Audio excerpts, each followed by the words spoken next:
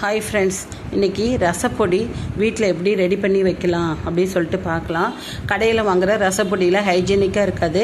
ஒரு பேன் எடுத்துக்கோங்க. ஒரு 50 கிராமுக்கு மேலே நான் ஜீரகம் சேர்த்துக்கிட்டேன்.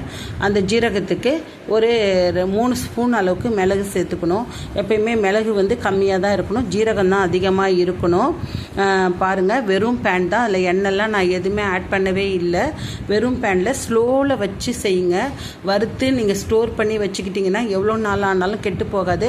எப்போல்லாம் ரசம் செய்கிறீங்களோ அப்போ இதில் ஒரு 1.5 ஸ்பூன் உங்கள் வீட்டுக்கு ஏற்ற மாதிரி, குவான்டிட்டிக்கு ஏற்ற மாதிரி போட்டுங்க. இப்போ நான் தனியா இருக்கு இல்லைங்களா, அந்த தனியாவும் போட்டுக்கணும். ஒரு 2 ஸ்பூன் அளவுக்கு. ஒரு காஞ்ச மிளகாய் ஆட் பண்ணிக்கிட்டீங்க அப்படின்னா ரசப்பொடி ரெடி. நல்லா ஸ்லோலியே நல்லா கிண்டி விட்டுக்கிட்டே இருங்க. நல்லா வறுத்து வந்ததுக்கப்புறம் ஆறுனதுக்கப்புறம் மிக்சியில் போட்டு நீங்கள் அரைச்சி பவுடரை எடுத்து வச்சுக்கிட்டிங்கன்னா நல்ல சூப்பரான ரசப்பொடி ரெடி ஆகிடும்.